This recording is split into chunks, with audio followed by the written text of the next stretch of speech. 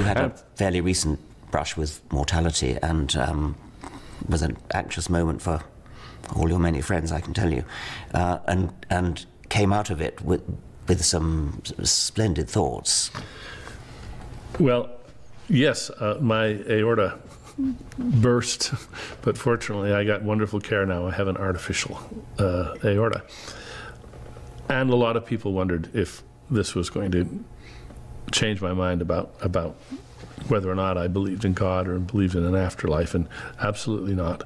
But I did have an epiphany of sorts. I realized that, first of all, I was, of course, tremendously relieved to be alive, and very much buoyed up by all the affection and support I got from family and friends all over. And I realized that when I said thank goodness, I didn't just mean that as a euphemism for thank God. I really meant thank goodness. The reason that I was still alive was because of all the goodness. Technological goodness, medical goodness, just good-hearted people, really wonderful, caring, lovely people.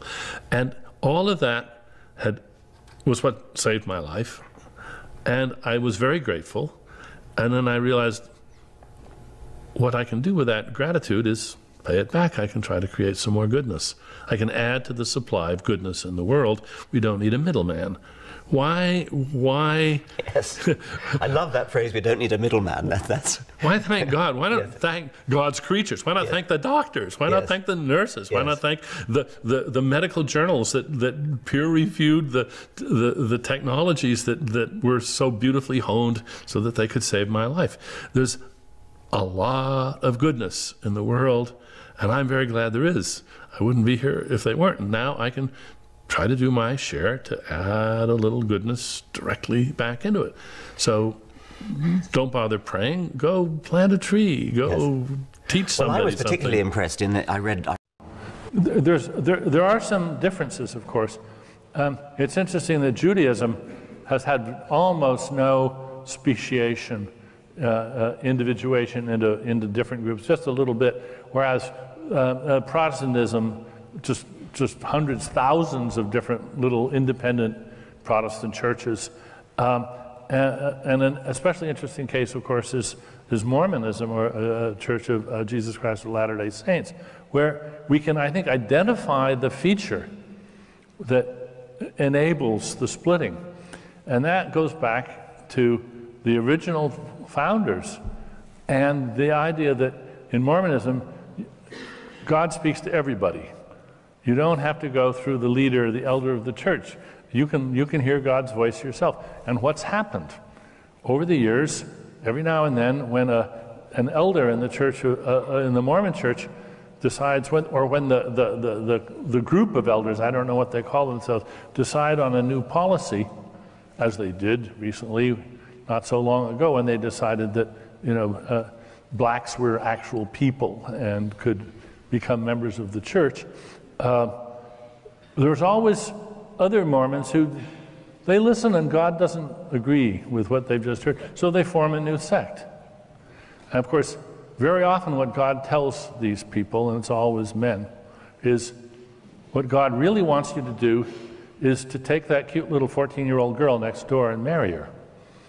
And so you get a pattern of sects forming where polygamy comes back in a big way, because that's what God's told them to do. I think it only undermines a crutch that they don't need, and that's the crutch of an absolute, say, an immortal soul, an immaterial, immortal soul. That's an idea that a lot of people think is very important. And what it does, of course, is it replaces it with the idea of a material, mortal soul. Yeah, we have souls, but they're made of neurons. And the little neurons individually are just blind little bio-robots. They don't know, they don't care, they're just doing their jobs. The amazing thing is that if you put enough of them together in the right sort of teams, you have basically a soul. You have the control system and the memory of a being that can be held responsible, that can hold himself or herself responsible, that can look into the future. And because we can look into the future, because we can imagine the world in a better way, we can hold each other responsible for that in a way no other species can. Now, traditionally, the idea is God implants that soul in us. But we don't have to see it that way. We can see that the soul itself, the human soul, is itself a product of natural selection, and both genetic natural selection and cultural selection. And that's why we are responsible for the future of the planet in a way no other species is. One that's been interesting me more recently is how a number of social institutions depend on the ignorance of those that they exploit. Whether it's a Ponzi scheme where the individual investors are sort of almost complicit in their ignorance of what's going on because it's not worth their while to be too inquisitive about what's going on until it's too late. And in particular, religions. I think that perhaps the single most important change in the world as far as religion is concerned is electronic communication. The internet and cell phones, transistor radios for that matter, going back a little bit.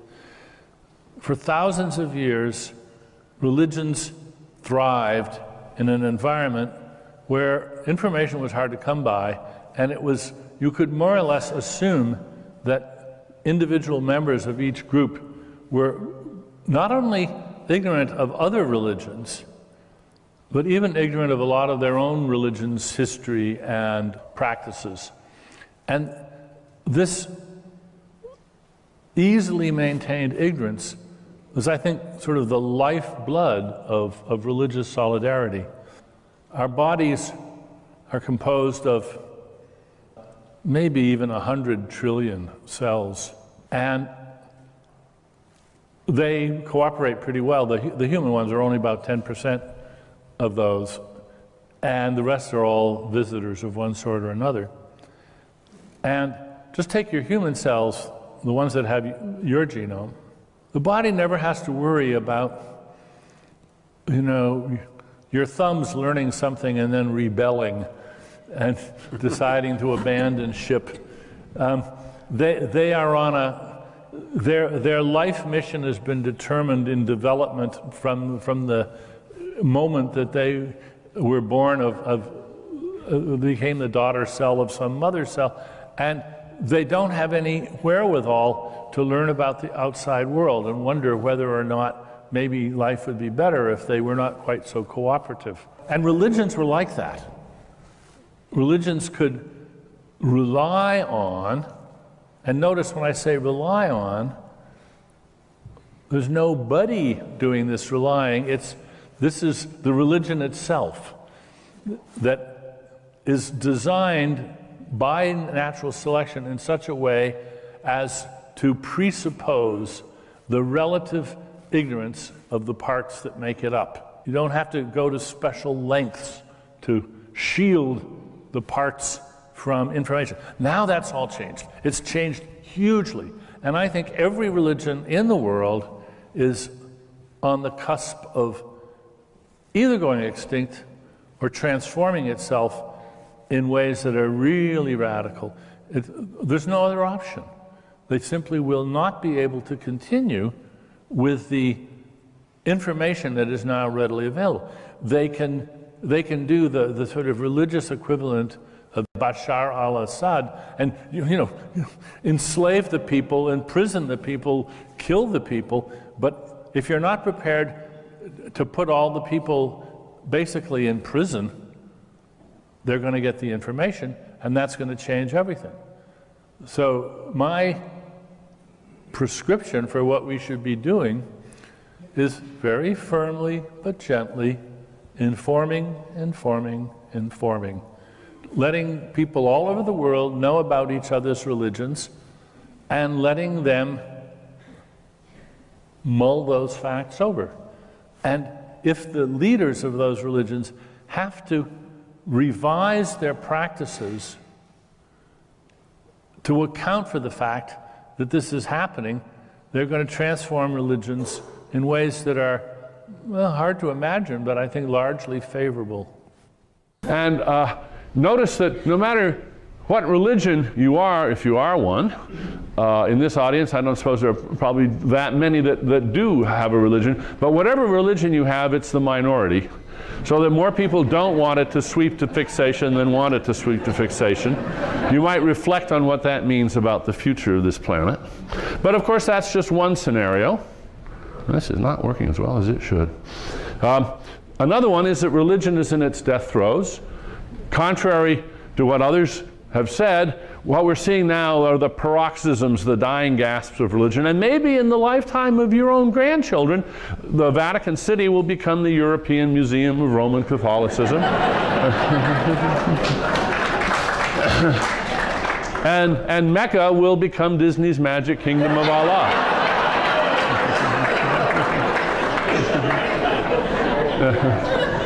It seems a little unlikely, I know, but bear in mind that the Hagia Sophia, it started off as a church, then it became a mosque, and today it's a museum.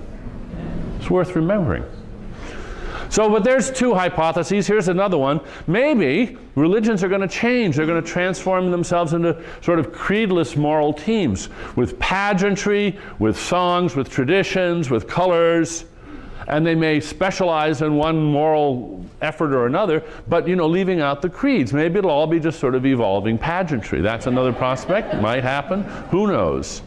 Another possibility might be that religion will simply sink into the background. It will diminish in prestige and visibility, rather like smoking.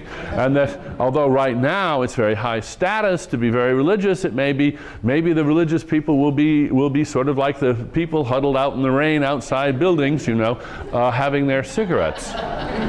Seems unlikely, but then there's another prospect to consider. Then, of course, there's one more prospect to consider, and that is Judgment Day arrives.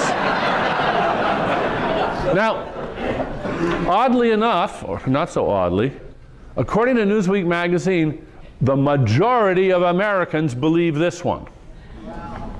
57%, according to a recent poll. It's worth reflecting on that.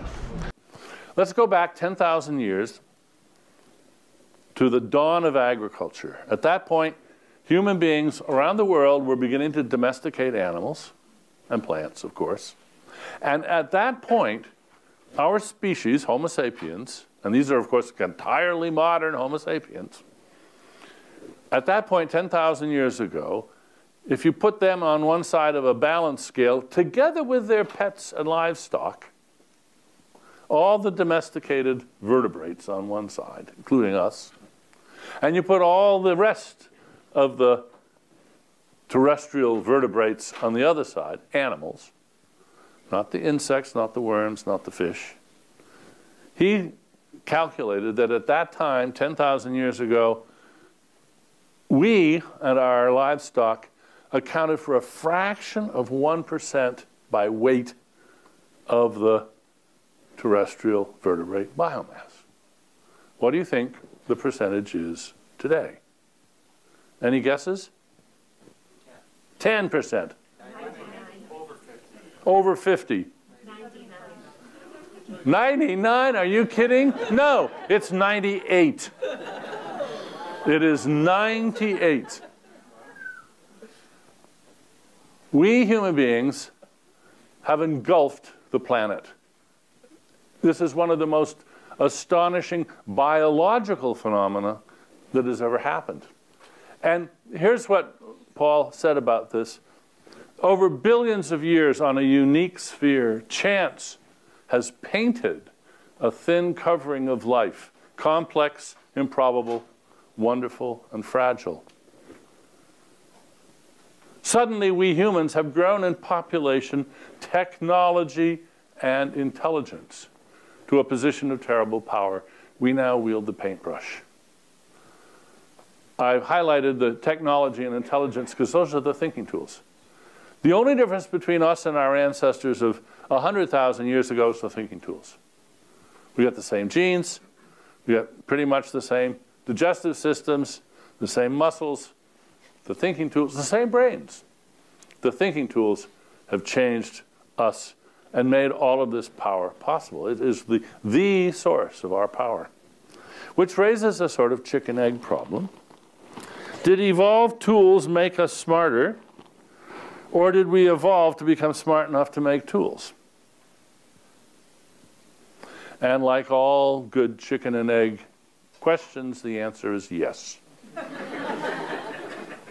It's a co-evolutionary bootstrapping process where you have a little evolution, makes us smarter, and then we can be smarter about making tools. We can become self-conscious about the tools we make. Our ancestors weren't self-conscious. They didn't invent words. They didn't coin words. They just found themselves using words, and it made them smarter.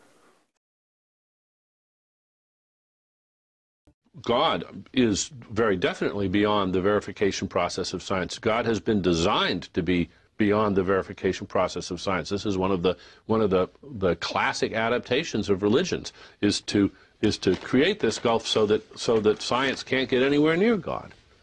That's true, but science can understand that very fact. You say that science can understand how religions evolved, and why. By the way, that idea is completely absent in folk religions, which are the ancestors. The idea of God being, as it were, beyond science.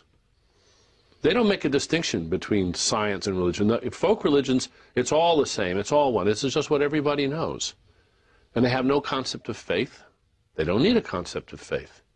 It's only once you start getting this separation between science and other things that people think they know when maybe they don't, that's when the idea of faith looms and becomes a very attractive idea.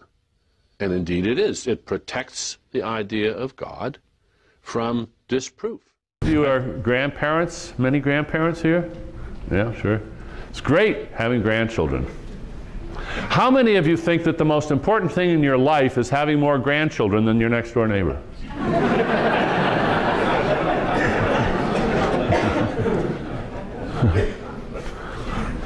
No, but we're the only species that has that attitude. We're the only species that can have something for our summum bonum other than the genetic imperative. How is that possible? Where did we find the elbow room? Where did we find the leverage to break out of that pattern and transcend our genetic imperative and come to think of other things as even more important than having more offspring? And the answer is obvious. It's culture. It's having ideas to die for. How did that happen? It's ideas, not worms, that hijack our brains. And these are ideas that replicate in competition with each other. They're what Richard Dawkins calls memes. That's, of course, from his book, The Selfish Gene.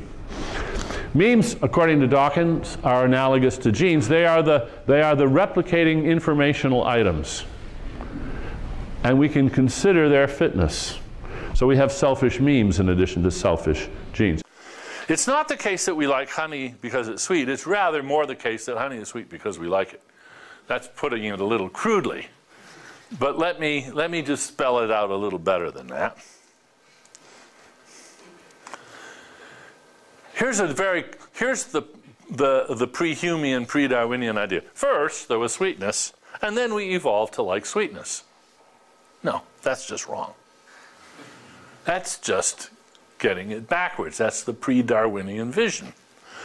Sweetness was born with the evolved wiring that made us want it. So, there's glucose. Theorizing about sweetness by looking very carefully at the structure of glucose is hopeless.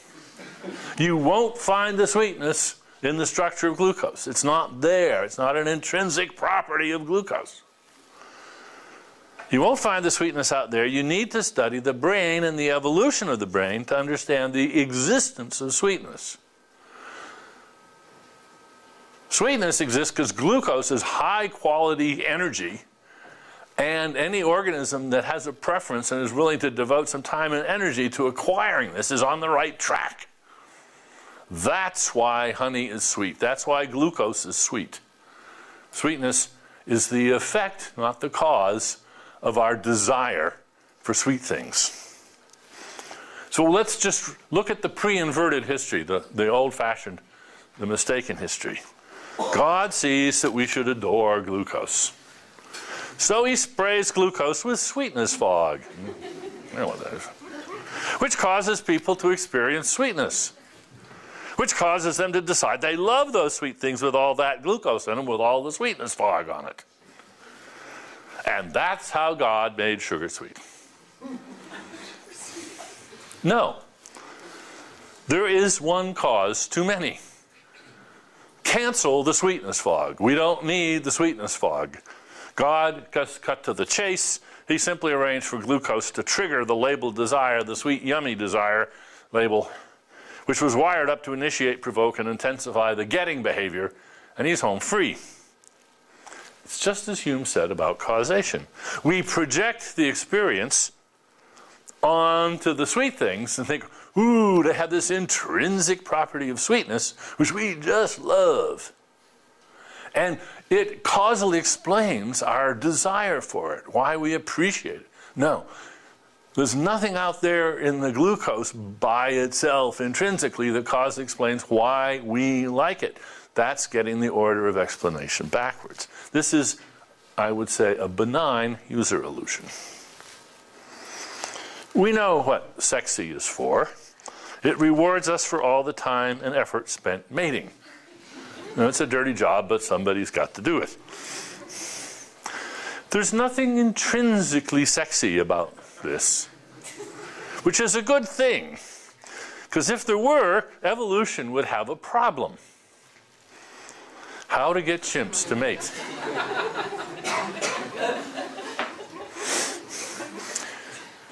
Well, here's one possible solution: hallucination. But there's a simpler way.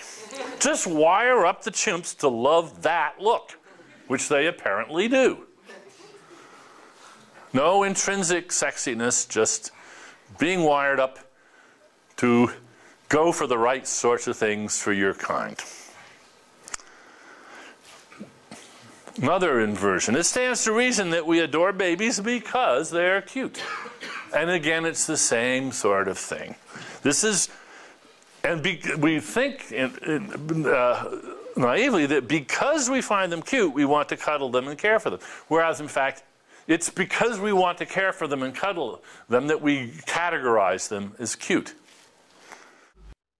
It seems to me that those people who have their faith, who believe so strongly in God, if they really believe strongly their God, they believe they're right, they believe that they occupy the moral high ground, they should be only too willing to sit down and put this not to the scientific test, but to the political, moral discussion test of talking about why they believe what they believe. And let's talk about, the main thing we want to talk about is, what should we do? What's the moral course of action to take? And if that is to be a reasonable discussion, we have to take a few cards off the table. Such as? The faith card. We have to take the faith card off the table. What do you mean take the faith card off the table? I mean, if one is a man of faith, one can't take the gene out. Well, you know, Lucille says you're wrong. You know who Lucille is? She's a friend of mine. She's always right. I can't play that card in an argument. It's just rude of me to say, you know, Lucille says you're wrong. You say, well, who's Lucille? I say, well, friend of mine, always right. End of the discussion. But we're confronted today by people who say they know the mind of God. And I think quote scripture to reveal it. And I think the way we should deal with them is to say, well, that's very interesting, because now you've got a real problem. Since the rest of us don't know the mind of God, we can't share your direct line, so you're going to have to do the best you can in a secular discussion about what the right thing to do is. Are you up to the task of explaining to the rest of us who don't have your hotline to God why you're right? And how did all this originate? And the answer to that is, well, it originated all fairly recently.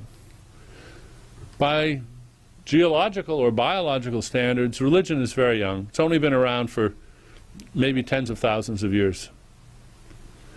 It's younger than language, and that's been around, hard to say. Some people think 1,000,000 years, some people think a few 100,000 years. Agriculture is 10,000 years old. The oldest known organized religion, Judaism, is only 2,000 years old. There's no well-known, well-understood religion that we can go back more than about 3,000 years. That's very young, and of course a lot of the religions are much younger. The Mormons, very recent religion. And we know that religions are born, sects are born every day. The websites can't keep up with them. Most of them last a few weeks or a few months or maybe a year or two and then go extinct. We don't know how many thousands, how many tens of thousands of religions have come and gone in the last 100,000 years. Maybe it's millions, gone without a trace. But some have survived and flourished and leave a very big footprint on the world. And the question is why? What is it about them as natural phenomena that's permitted them to have the staying power, the stamina, the robustness, the growth? These are questions that you can ask as a historian, as a theologian, as a psychologist, as an archaeologist. You can also ask them as a biologist. These facts are perfectly visible to the natural sciences. It's hard to know whether the natural sciences can do anything to study them. I want to say, in fact, they can. These are good questions that a biologist should scratch his or her head about and see what they come up with. Not just biologists, but biologists among others. Compare these two artifacts. On the left, we see a termite castle. On the right, Gaudi's La Sagrada Familia. Very similar in appearance, and actually very similar in internal structure, too. They're quite remarkably similar.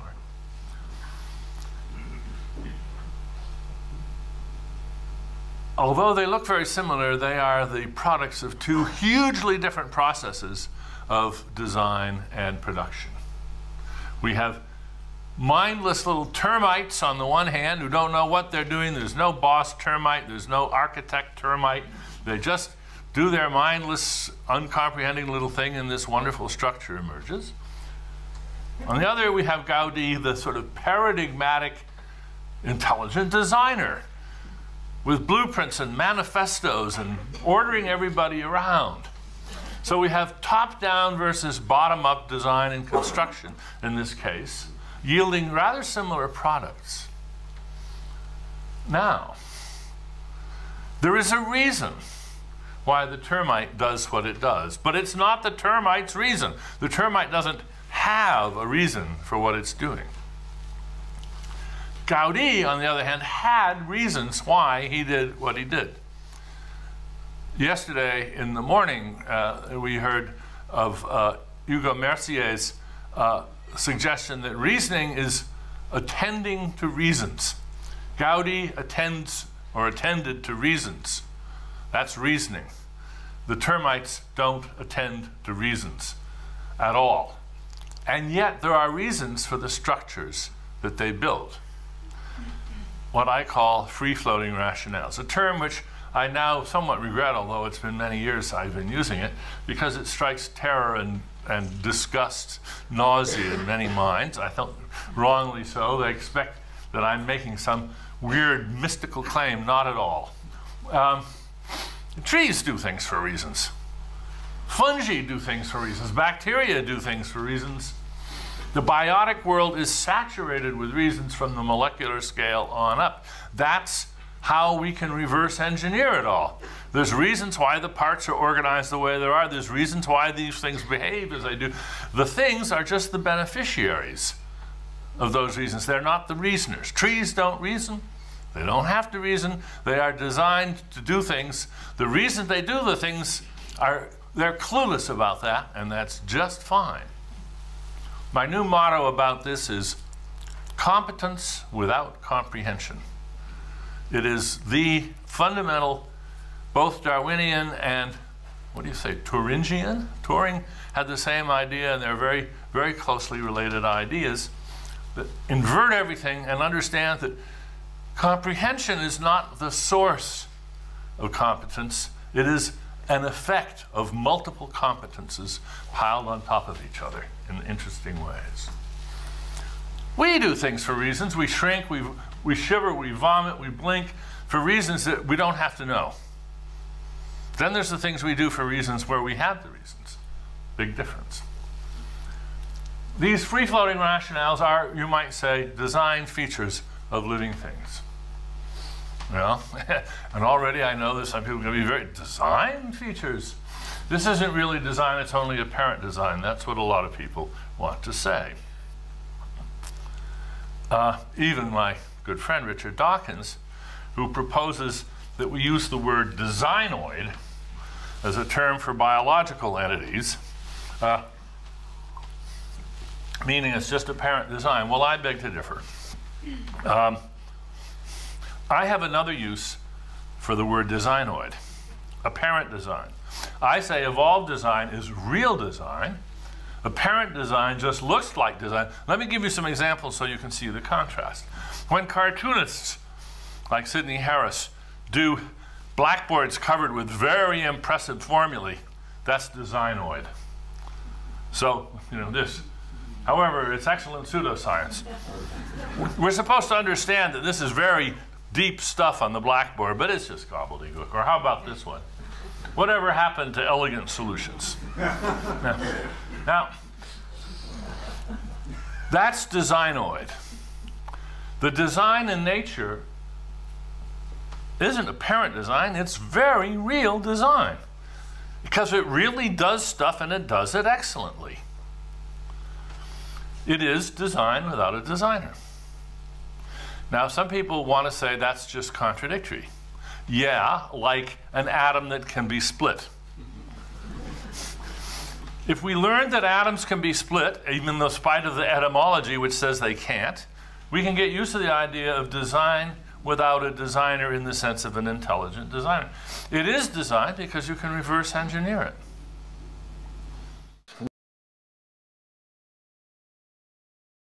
Why is this of such concern to you, Dan? If my faith doesn't pick your pocket or break your bone, as Thomas Jefferson said, yeah, why should you care what I believe? Well, exactly. I wouldn't accept that religious people care so much about what everybody else believes. Why do they care? Why do Christians care what Muslims believe? Why do Muslims care what Christians believe? And to me, the really dangerous thing about religion, and this is not everybody, of course, it's not half, thank goodness, but it's many, and that is the one thing that I think is really dangerous in many religions is that it gives people a gold-plated excuse to stop thinking.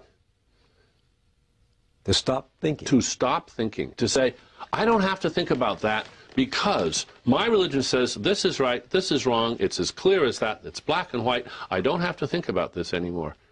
It's just a matter of faith. And we honor that. We say, oh, it's a matter of faith. I think we have to stop honoring people for stopping thinking. How many grandparents have we got out there? There are a lot, yeah. How many of you think that the most important thing in life is having more grandparents, grandchildren, having more grandchildren than your neighbors? Not a single hand goes up. That's a stupendous biological fact. There is no other species on the planet that does not have that as its ultimate summum bonum. Those salmon swimming upstream, they can't think, you know, I'd really rather study French literature, you know, the heck. Kids, forget it. Yeah? No, we're the only species that has found the sort of conceptual leverage to see other prospects of this sort.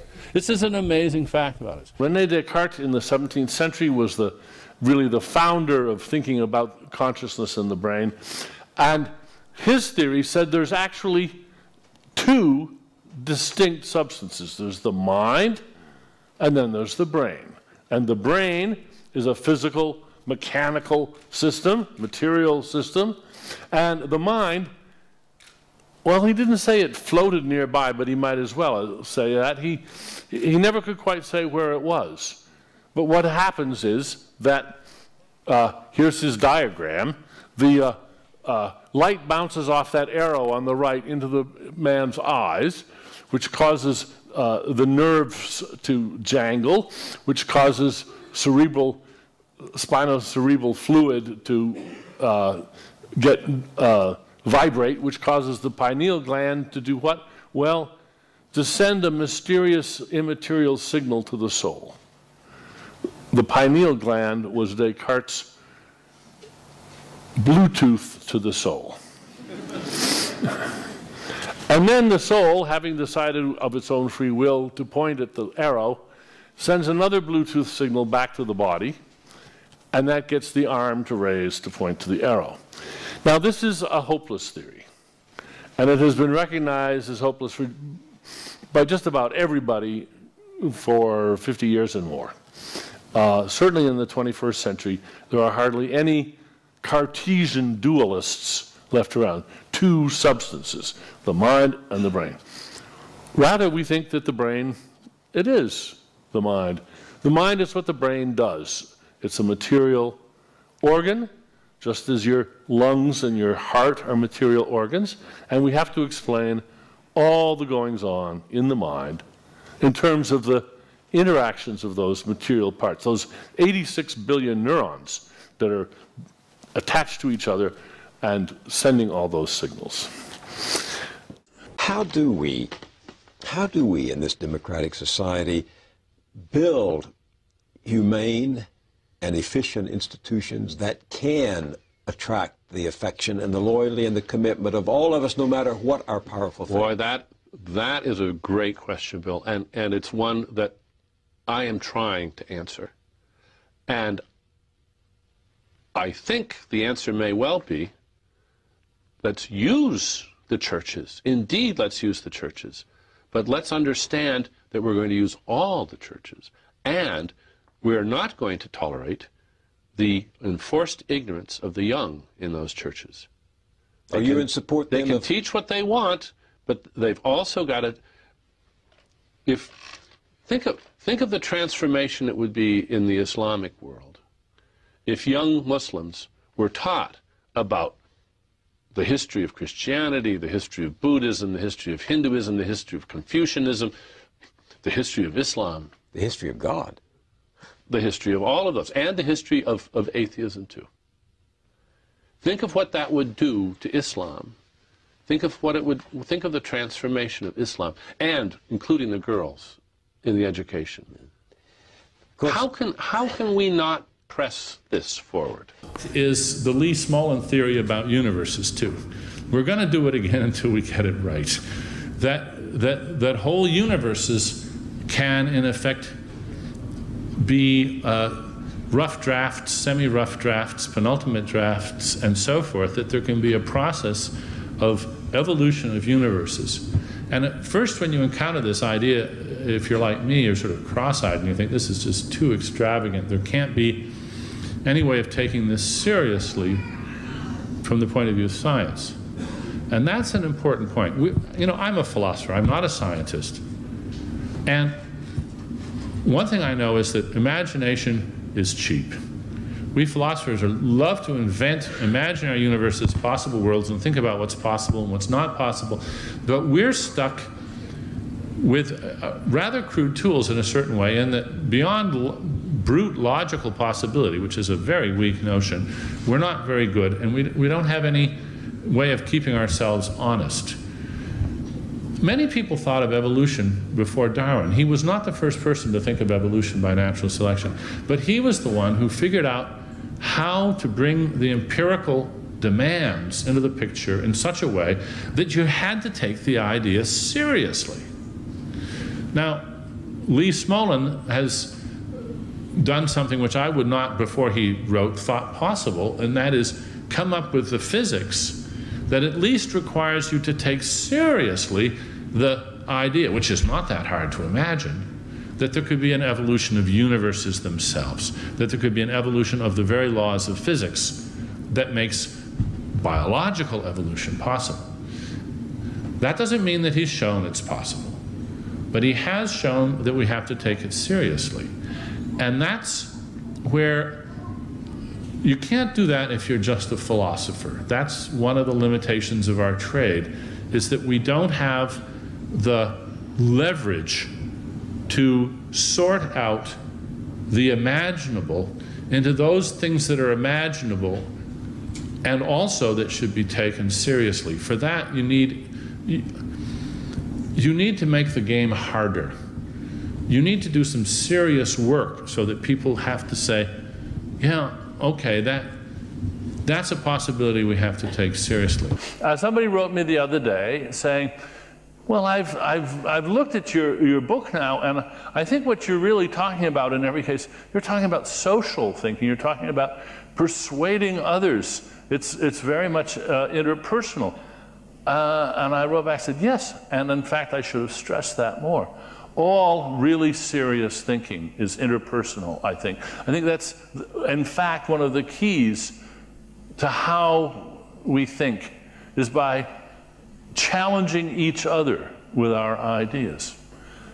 Lovely case in point, Andrew Wiles proved Fermat's last theorem a few years back, but nobody could be sure, even Wiles himself couldn't be sure he'd done it until his peers, his colleagues in mathematics, who would dearly love to have the honor of having proved Fermat's last theorem themselves, until they had signed off and said, darn it, yes, he's got it, congratulations.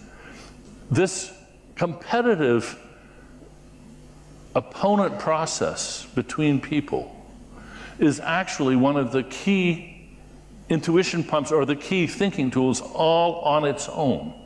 And so this is a book very much about how to persuade others and yourself about difficult matters. There are also tools of discovery. By exploring these vignettes, you encounter either problems that you hadn't anticipated or sometimes opportunities that you would not otherwise notice. And they hold our attention. You can just refer back to them, and at least they give you a focus on a topic that's very useful. But many people still, millions of people still want house calls. They want to be able to believe that God has visited them. And what do we do about this? Because we all recognize that there's some borderline over which we don't know where to draw the line. Some people are just being deluded. They're being fleeced. They're being taken to the cleaners. They're giving their money to some charlatan, some faith healer charlatan, and if we know that, do we not have a moral obligation to speak out and say, hang on, do you realize that you're being conned here? Now, if you do that, you may destroy somebody's precious illusion, and we shouldn't do that lightly. And I'm not calling on us to do that. I am saying it's a problem. And it's a problem because it creates a hypocrisy trap that we're all in. Hypocrisy trap. It was nicely exposed recently when Mel Gibson, a fundamentalist Catholic, blurted out in an interview in the New Yorker that his wife was damned. She was going to hell because she wasn't a Roman Catholic, and that's, as he put it, that's what the chair says, and I go with what the chair says. And a lot of people were shocked by this. A lot of Catholics were deeply dismayed by this. Two groups of Catholics. Those that don't believe that at all and just thought this is an embarrassment to our religion. And those who do believe it but think it was very impolitic of him to say it. How many are in which group? Who knows? That's the hypocrisy trap. Right now, we have a Congress. Every single member of Congress believes in God. How many do you suppose really believe in God? Who knows? And sometimes they have the best of reasons for not saying what they really believe in. They'll get beat. They'll get beat. But there's even other reasons too. I mean, Granny would break her heart to know that I've lost my faith. So you button your lip. And so we're living in a world where there's just layer after layer after layer of hypocrisy. And I think we should start trying to cut through that. Now we got to break this cycle. How do we do it? Well, Ayaan Hirsi Ali in her book gives a wonderful example of what broke it for her. And I was so glad that she mentioned it today. I already had this slide in here because I was going to mention it. It was a detail that just knocked me out when I read it in the book. Nancy Drew. Who would have thought that the Nancy Drew books would have been just dynamite to her? They gave her, as she said, tales of freedom, adventure, of equality between girls and boys, trust and friendship. I want you to remember that and think about all the different sorts of Nancy Drew germs that you can spread around in different places. And it won't work for everybody. We want to spread thousands of different ideas of this sort, recognizing that all it takes is one of these to get into the right mind, and we've broken the cycle for one person.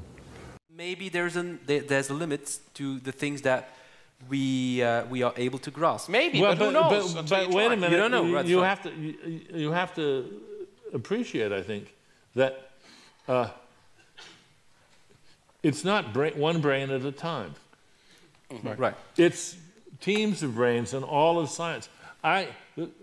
Look, I'm sure without the benefit of thousands of scientists and philosophers who've worked over the eons, I'd be unable to understand all sorts of really simple things.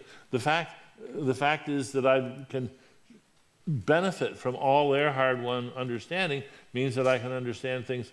I like to point out that my grandchildren can easily understand concepts that my parents' generation were baffled by. Yeah, right. And now, of course, there may be limits, but it's not as if we're facing a stone wall somewhere. Mm-hmm. The idea that there's somewhere where there's this stone wall and we're just going to hit blank incomprehension when we get there, it's not biological, it's mystical. It's the idea that there is no trajectory through bookland and science land that gets you there. Some people believe in God. How many? It's very hard to say, actually, because some people believe in belief in God. And there are more people who believe in belief in God than believe in God. Well, how do I know that? Well, all the people who actually believe in God also believe in belief in God. I mean, I don't know about you, but I have not really encountered anybody who goes around saying, oh man, I just wish I could get rid of this belief in God. It's so embarrassing, you know. No, if you believe in God, you're proud of it. But then there's all the other people. So they all believe in belief in God. And then there's all the people who believe in belief in God but don't believe in God. Well, what's the proportion? What's the ratio? We'll never know. Because those who believe in belief in God behave exactly the way people behave who believe in God, except that they won't, say, run into a hail of bullets expecting God to save them. There aren't many people who believe in God that way. So we can't tell. Maybe we're tiptoeing around and very few people actually believe in God. They just believe in belief in God. The trouble with the word consciousness, with the concept of consciousness, is that not only is there no agreed upon definition, people don't want to agree on a definition. Because a lot of people want consciousness to turn out to be whatever it is that is just so supercalifragilisticexpialidocious that it defies science. And anybody who puts forward a theory of consciousness which says, oh, and by the way, it's a biological phenomenon, it's, you know, it's very wonderful, but then so is reproduction, so is self-repair, so is blood clotting, so is metabolism. For a lot of people, if you take that view on consciousness, you know, I often put it, you know, it turns out that consciousness is not one big trick, it's a bag of tricks. And it's not something that sunders the universe into the things that have it and the things that don't. You know, and the question, gee, I wonder if starfish are conscious, or maybe mice, Or maybe, how about ants or cockroaches? And they think there's this magic dividing line somewhere, you know, between the oak tree and the human being where, bingo, the consciousness starts. I think that very idea, which is deeply ingrained in the thinking of many people who, as I say, think that consciousness divides the universe in two. You either got it or you don't. Right. The idea that suddenly the light goes on. And that idea is an artifact of bad imagining right there. And we have to get rid of that idea, and we have to get people to recognize, as long as you insist on that as a sort of a defining characteristic of consciousness, then you get your wish. We'll never have a theory of consciousness. But abandon that idea and start looking at what different kinds of consciousness, or so-called consciousness, or hemi-semi-demi consciousness. As soon as you start getting out of that essentialist mode and looking for the dividing line, then consciousness is a very real family of phenomena, not a single phenomenon, a family of phenomena. Let's think about sheep for a moment. How clever of sheep to acquire shepherds. What a smart move that was for sheep. Think of it. What did they do? It permitted them, they could outsource all of their problems, their protection from predators, finding of food, health maintenance, all at a rather modest cost of some loss of free mating. Was this a fitness-boosting move on the part of the sheep? It sure was. But of course it was not the sheep's cleverness. Sheep are, as you know, not the brightest of animals. Whose cleverness was it? Well, it was nobody's cleverness, except it was evolution's cleverness. Francis Crick once jokingly coined what he calls Orgel's second rule. This is named after his colleague Leslie Orgel, which is evolution is cleverer than you are. Notice that's not the hypothesis of intelligent design.